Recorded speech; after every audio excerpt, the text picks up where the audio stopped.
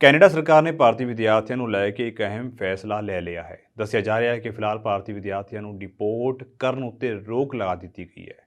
Canada ਸਰਕਾਰ ਨੇ ਅੰਤਰਰਾਸ਼ਟਰੀ ਵਿਦਿਆਰਥੀਆਂ ਨੂੰ ਡਿਪੋਰਟ ਕਰਨ ਦੇ ਮੁੱਦੇ ਉੱਤੇ ਟਾਸਕ ਫੋਰਸ ਦਾ ਗਠਨ ਕੀਤਾ ਹੈ। ਇਹ ਟਾਸਕ ਫੋਰਸ ਹਰ ਮਾਮਲੇ ਦੀ ਜਾਂਚ ਕਰੇਗੀ। ਸਰਕਾਰ ਨੇ ਦੱਸਿਆ ਕਿ ਜਿਹੜੇ ਵਿਦਿਆਰਥੀ ਇਸ ਟੈਸਟ ਵਿੱਚ ਸਹੀ ਪਾਏ ਜਾਣਗੇ, ਉਹਨਾਂ ਨੂੰ ਕੁਝ ਸਾਲਾਂ ਲਈ ਕੈਨੇਡਾ ਵਿੱਚ ਰਹਿਣ ਦੀ ਇਜਾਜ਼ਤ ਦਿੱਤੀ ਜਾਵੇਗੀ। ਕੈਨੇਡਾ ਦੇ ਇਮੀਗ੍ਰੇਸ਼ਨ ਮੰਤਰੀ ਨੇ ਇਹ ਐਲਾਨ ਕੀਤਾ ਹੈ।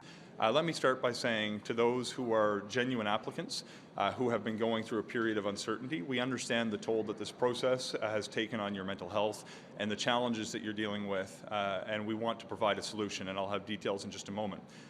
Let me also say that we believe that there are significant aspects of fraud that certain bad actors have been using to take advantage of students, and to the extent that people are complicit in fraudulent schemes, of course they will bear the consequences under the Canadian law of their behaviour in those instances. But I do have important news to share, particularly for those genuine students who are the victims of fraud, to provide recourse in this particular instance. First, we are establishing a task force made up of senior officials of both IRCC and CBSA. This task force will be required to undertake a case-by-case analysis of every individual case that is the subject of a removal order on the basis of fraudulent letters of acceptance. In the interim, and this is particularly important for the students who find themselves in this situation, any pending removals will be halted in the interim, and there will be a temporary permission to stay over the course of this period of consideration.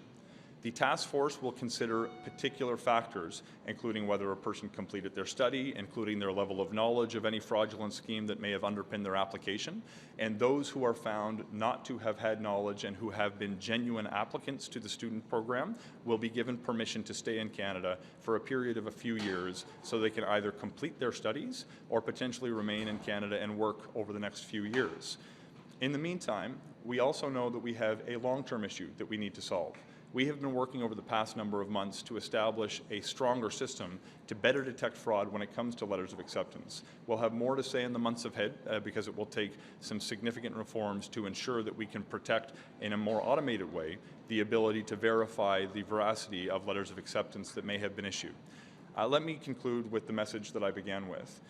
Those international students who are genuine applicants that came to Canada to study and were victimized by fraudsters will be given permission to remain in Canada. Those who were complicit in a fraudulent scheme will be held accountable for their actions and will bear the full consequences of Canadian law for their illicit behaviour in this particular instance.